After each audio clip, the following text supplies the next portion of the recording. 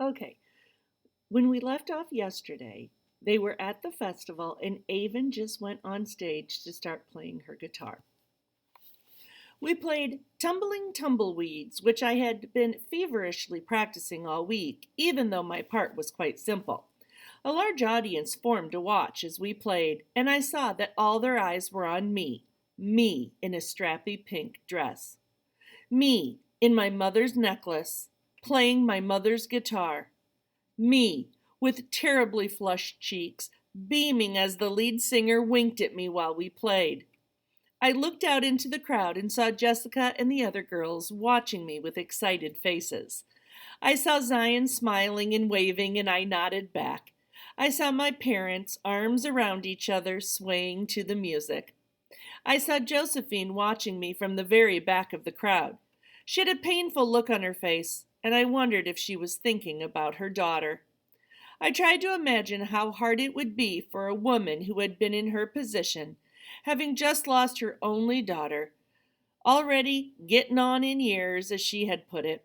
I thought about Connor, what Connor had said. She probably truly believed she was doing the best thing for me. So I decided maybe I would visit her at the Golden Sunset retirement home when she left. Maybe we could share a meal of mediocre cafeteria food. Maybe swim in a pool full of old people. I smiled at her, and the painful look on her face seemed to dissolve. And then, right in the center of the crowd, slowly making his way to the front, I saw Connor. He wasn't ticking, even though he was completely surrounded by people. He looked totally at peace while I played. When the song ended and the audience clapped for us, I stood and took a bow. The lead singer pointed at me and clapped, causing the audience to clap even louder. So I bowed again. I ran off the stage and straight into Connor at the bottom of the stairs. I felt exuberant and full of energy that I couldn't contain. "Come on," I said to him. "The fireworks are starting soon." We ran away from the stage and found Zion toward the back of the crowd. He joined us as we ran past the gold mine, now overseen by a new man named Ramiro who did not hate children, where lots of little kids were aggressively focused on finding real stagecoach pass gold. We took the trail out to the desert, and the three of us made our way up to the mighty hill, lit at this point only by the light of the full shining moon. We were almost at the top when I saw something out of the corner of my eye. I stopped and stared at the ground just in time to see what looked like a monstrous spider scurry into a hole. Connor turned around. "What?" My heart beat rapidly. From the performance, from running up the hill, from whatever it was that I just saw. "I think I saw something." "Tell us about it later," Connor said. "We need to hurry." When we got to the top of the hill, I sat down beside my cigarro, and Connor sat beside me, and Zion sat beside him. "I knew you'd come," I said to Connor. He laughed. "I didn't even know I would until about an hour ago." He looked at me in the moonlight, blinking his eyes. "But I'm really glad I did," and he let out a bark. "Me too," Zion and I both said at the same time.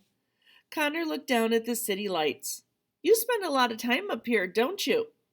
Yeah, I do. I come up here when I need to think or be alone. Up here, I can see things clearly." "What do you see?" Connor asked. I looked down at Stagecoach Pass, then back at Connor and Zion. "I see two of the very best friends I've ever had." Zion smiled, his white teeth gleaming in the moonlight. "So I'm glad we came here," I said, "and I'm glad for everything that's happened, because if it hadn't, I wouldn't know either of you, and I'm glad I know you." Connor's hazel eyes flashed from the very first firework. "I'm glad I know you too, Avon." "Me too," Zion said. As the fireworks exploded over the lights of the city, millions of lights for millions of people, I didn't feel so insignificant anymore. I felt as big as the giant cigarro beside me. I felt like I was shining, and this time I thought maybe it wasn't just the moon. Maybe it was the light in me. Chapter 38. I sat at my desk staring at my computer screen. "When I'm done with you, there won't be anything left to snore," I heard the cowboy outside shout. I smiled, remembering my prank with Connor. It seemed like so long ago. As the gunshots fired off outside, I gently tapped my toes on the keys and hummed Tumbling Tumbleweeds to myself, thinking about what I should write. So, here's what she wrote. Thanks so much to everyone who visited Stagecoach Pass for our festival yesterday. It was a wonderful day and one I won't ever forget. Over the last several weeks, I've been getting more and more emails from other kids like me, kids without arms. A lot of them are looking for advice about all kinds of things, but I'd say most of the emails are about school.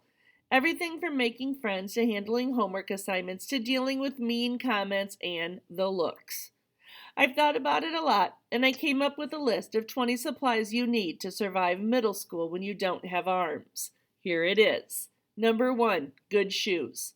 Ease of removal is utmost important here. Ease of reapplication, equally important. Number 2, sense of humor. I'm being very serious here. You have to have one, seriously. Number 3, a sizable daily breakfast. You never know when you might chicken out in the lunchroom. Get your daily fuel requirement early in the day. 4, easy to eat bagged lunches. Do you really want to carry that giant tray through the cafeteria? And forget about bringing stuff like chili and clam chowder for lunch. Really, forget that. 5, an easy to carry, open, close, get things out of book bag. 6, lots of cute shirts. This really applies to both people with or without arms. And when you're ready, tank tops. 7, bully spray. Similar to bear spray, only better. Would be great to have for those nasty little comments. I'm totally inventing this. 8, thick skin, more like armor. 9, an e-reader is super helpful. No more toe paper cuts. 10, some kind of sport or recreational activity. Soccer, dance, swimming, professional hopscotch. You can do it. I'm trying out my motivational speaking skills here. 11, pants that are easy to button. Trust me, when nature calls, you'll be grateful you listened. 12, the handy-dandy hook. From buttoning pants to lifting $1 out of your pocket, a good hook is essential. 13, a wide variety of nail polishes. Boys probably don't care much about this, but when people are staring at your feet as much as they do, we want to look our best. Am I right, ladies, or am I right? 14, nunchucks, at least until bully spray becomes available. 15, an open heart and eyes. You think you're the only one out there who feels different? What about that kid sitting alone in the library or out on the sidewalk? 16, awesome parents. This is a must. 17, friends who listen. 18, friends who laugh with you. 19, friends who are brave. 20, friends who love you just the way you are. These last few supplies are hard to find, but when you do find them, and I sincerely hope that you do, hold on to them forever. Don't ever let go. I felt a hand on my shoulder and looked up to find Mom standing beside me. I didn't know you were there, you sneak, I said. I like your latest post. Thanks. Oh, and I finally thought of a good name for my blog. Avon's Random Thoughts is kind of lame. So what will this world-famous blog be called then? Mom asked. The Unarmed Middle Schooler's Guide to Survival. She laughed. I love it, and I can guarantee there's not another blog out there like it. Nope, I said, I'm totally original. Chapter 39. Connor, Zion, and I walked down the crowded sidewalk at school. It was lunchtime and everyone milled about carrying lunch bags. They congregated in the grass, eating their sandwiches. We discussed our plans for the weekend. The guys were going to help me come up with a memorial for Avon to put at the top of the hill.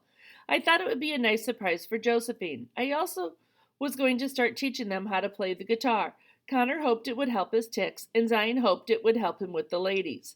We already have 5 shops rented out from the festival, I told them, really good artists. That's awesome, Zion said. And I've also been thinking about how dead Stagecoach Pass is over the summer. It's just too hot for people to come and walk around. So I've been at the outdoor malls taking notes about what we need to have to offer that still draws people in during the summer. And get this. I jumped up in front of them. They both stopped and gave me their full attention. I waited a moment for tension. Finally, I said, splash pad.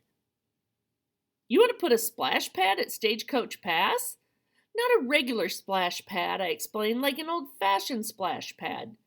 Oh, yeah, Zion said, like the splash pads they used to have that Billy the Kid brought his kids to. Ha ha, I said. I mean, instead of a regular splash pad, it would like have water pumping through a windmill and a little creek that runs around and maybe even a fort with a water slide or something. It would be, of course, it would have to stick to the Stagecoach Pass theme. That's a great idea, Connor said. Yeah, and we could put big plants and trees around it with picnic benches underneath for the parents to sit. And then if we get our sandwich shop and our smoothie place, we'll have something to pick up for lunch. I also thought we need a store that sells old-fashioned toys, like really cool toys. It could be quite the summer outing for families. You know, Avon, said Zion, I think one day you might be running the place. Are you kidding me, said Connor. She already is. Oh, and another thing, I said, I'm going to learn how to ride a horse. Cool, said Connor. Awesome, said Zion. And you know what? They didn't look surprised at all.